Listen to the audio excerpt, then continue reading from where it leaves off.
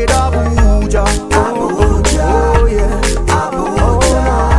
You are welcome to inside Abuja. Abuja. Oh yeah. Abuja. You are welcome, alright, to inside Abuja. Abuja. Oh yeah. Abuja. You are welcome to inside Abuja.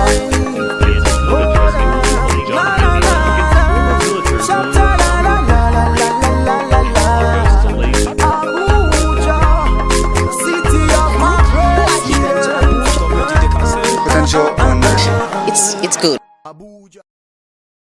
Before we go into our focus for today, let's quickly take a look at what took place at the EFCC headquarters Abuja during the week on Monday 28th and Tuesday 29th of August, where Charles Oputa, popularly known as Charlie Boy, and his group held a 2-day sit-out to demand the extradition of the former Minister of Petroleum, the Ziani Alison Madueke. Let's take a listen. Very happy in the sense that for once, the exceptional Nigerian youths are rising up to their responsibility. Yes. For once, the exceptional Nigerian youths are speaking up. Yeah. I want to thank Una so much. Thank you, sir. Thank you, that even with the tear gas, even with the mayhem in Wuse, we are not deterred. you are not deterred. Yes, sir. You are still here. Yes, sir. Speaking on behalf of the exceptional Nigerian youth all over the globe. With dismay, as the Minister of Information, Alhaji Lai Mohammed, was asked whether the Ziani Alison Madueke will be brought back, and we saw his body language. He was weak. He was like he was indirectly saying that the government is powerless. So what it means is that this woman who stole so much money can just run away to a foreign country, and for 2 years our government cannot do anything about it. We are powerless. We cannot even make a repatriation order to the United Kingdom. However, we believe that the war against corruption must be fought tenaciously, rigorously, and unselectively. To build a nation where peace and justice shall reign.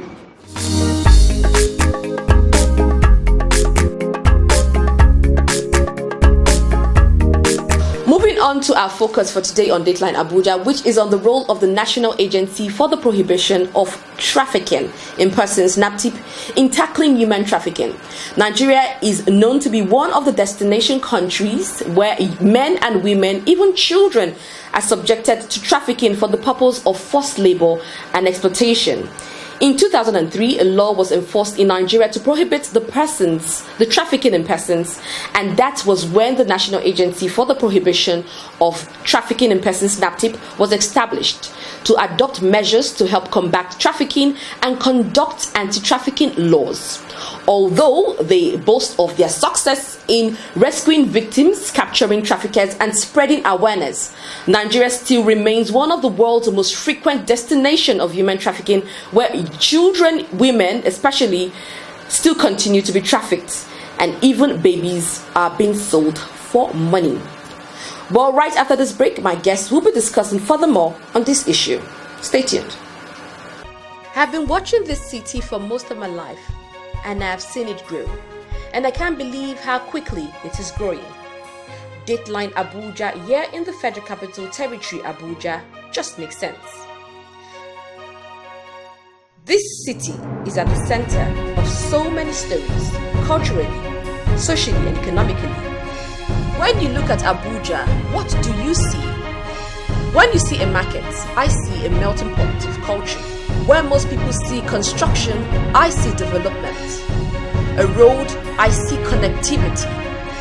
The lake, I see possibilities. This is my city. See it from a different perspective. For news, people, places, events, and lifestyle, Dateline Abuja, here in the Federal Capital Territory.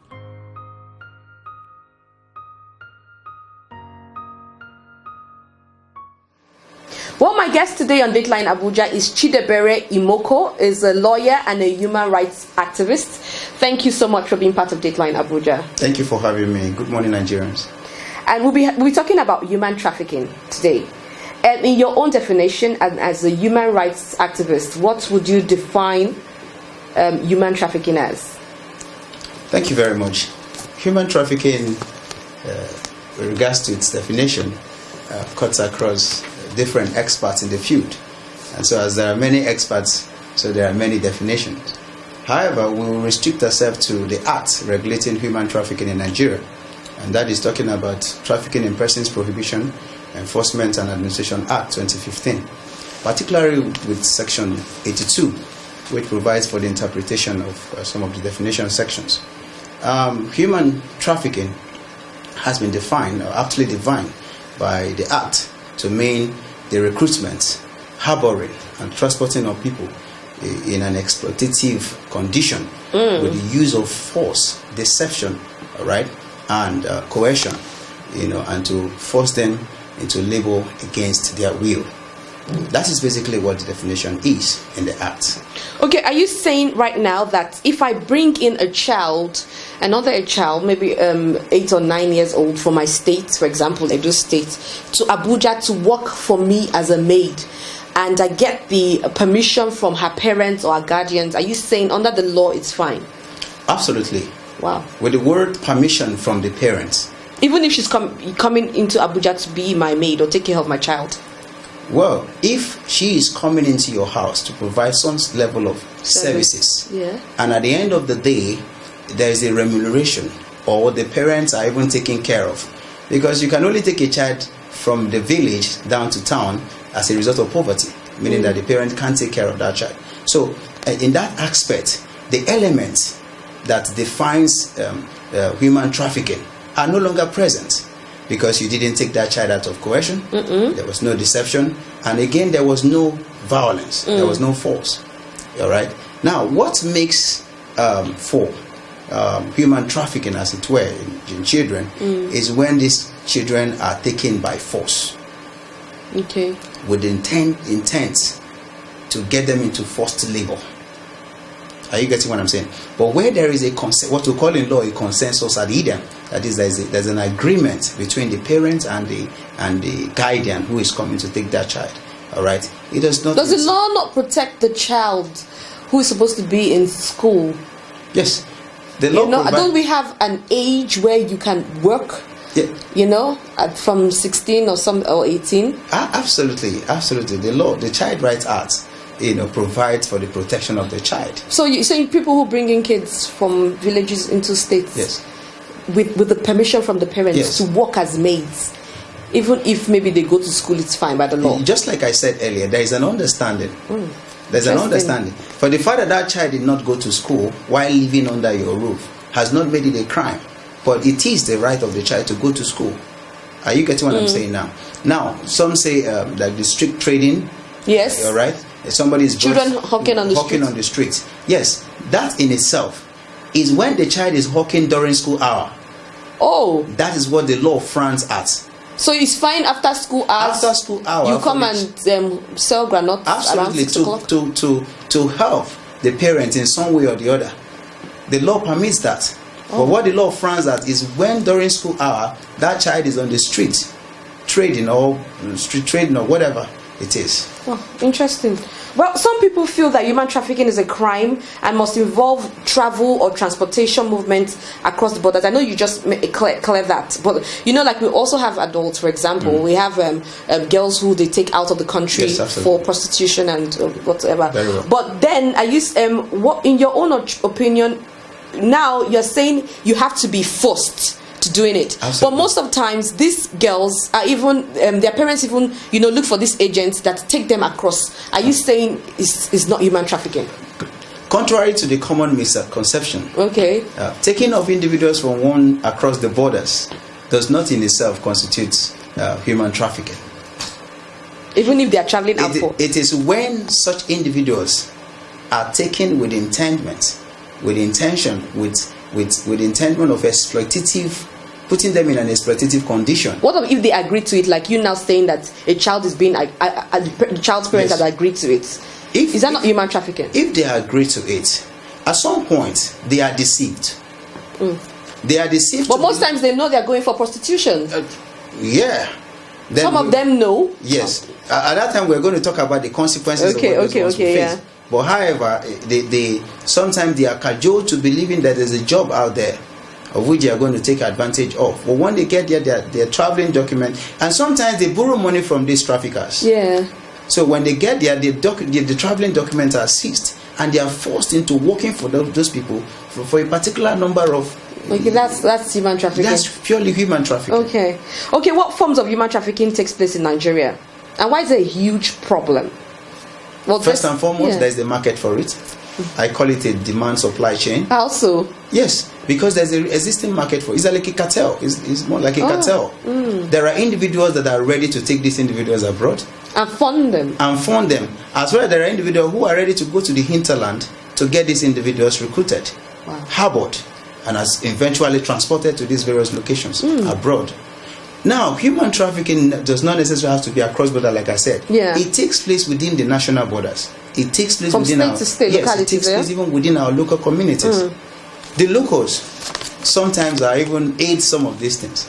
Yes, but without knowing the eventual repercussion that it will bring to the individual so trafficked. What do you think is the continuous reason for human trafficking, despite the efforts from our authorities? Just like in every human society, just like Nigeria, poverty is one. Would you say poverty is the major or just one of? It's one of. It's one of. It's not. It's not. Can you give us a list? Well, poverty is also part of it, and we have unwholesome socio-cultural practices. As much as also you have greed, like you rightly said earlier. Some persons know that they are going out for commercial sex trade. All right. So there is also the issue with the orphans with HIV syndrome. Because there is no more faith, you just have to get along and do whatever it is that you have to do. So there are various so many causes. reasons. Yes, there are various causes. Now we're coming down to our authorities. We know that there is, of course, a cooperation between Naptip, police, and the immigration. What do you feel that the authorities have done so much in combating this trafficking, human trafficking? What's your own opinion? Well, the agency charged with responsibility curbing human trafficking activities in Nigeria is the National Agency for the Trafficking in Persons, Naptip. Yeah. Okay. And so with the other sister agencies, they have done so well in trying to curb the menace of human trafficking in Nigeria. However, just like in every human society, you can't say you will completely eradicate trafficking in persons. All right, are we together? Yes. You can't say you will completely eradicate trafficking in persons in Nigeria.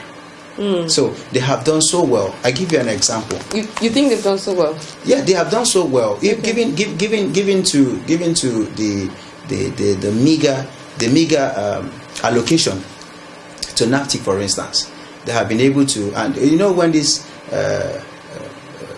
what am I saying now? When these monies are given out, it's spread through their zonal offices to also various zonal commands to work. Now, recently we had the issue in Edo State where a couple was arrested.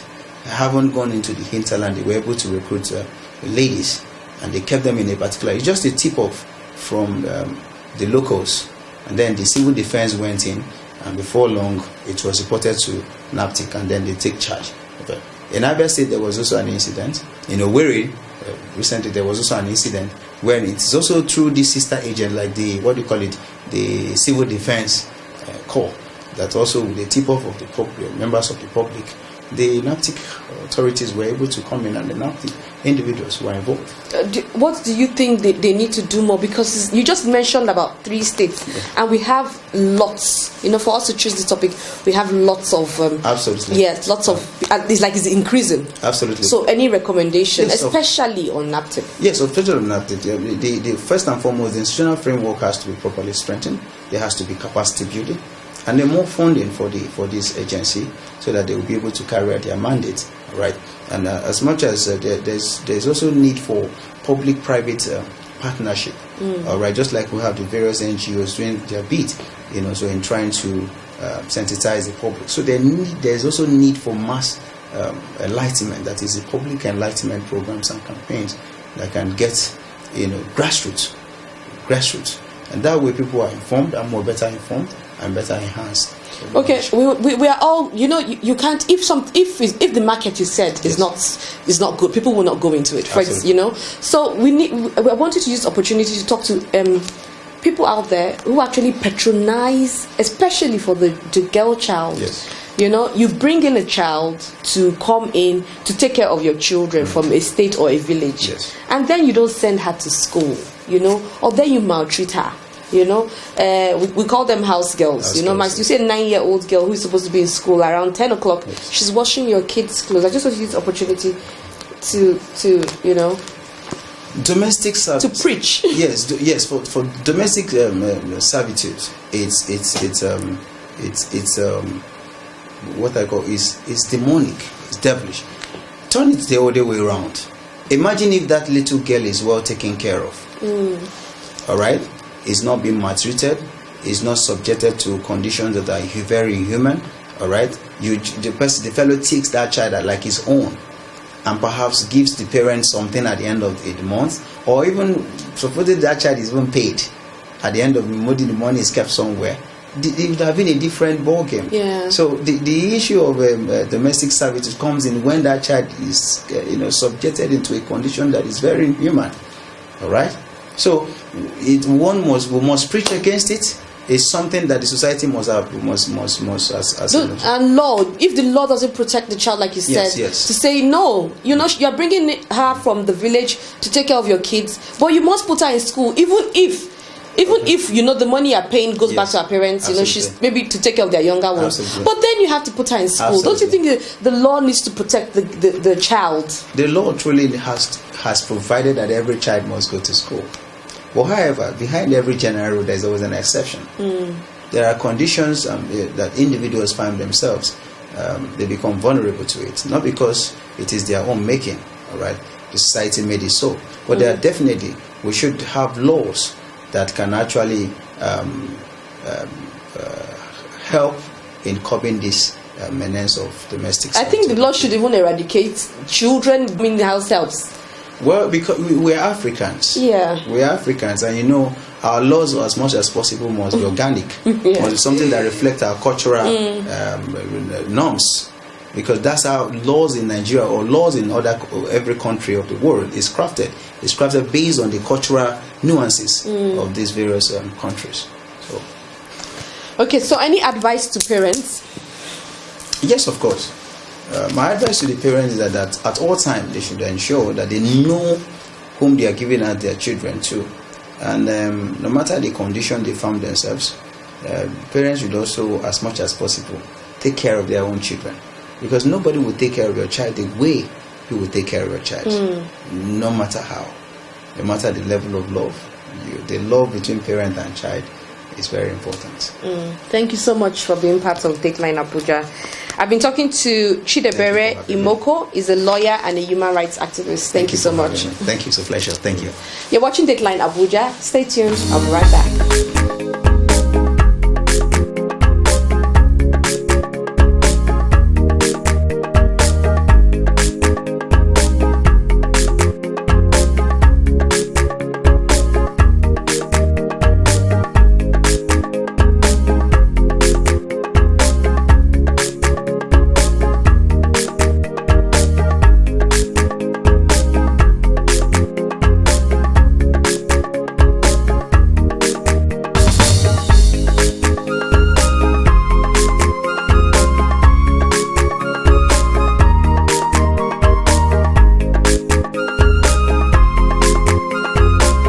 Trafficking is, however, a threat to global development, safety and peace, and it has also deprived people of their rights and fundamental freedoms.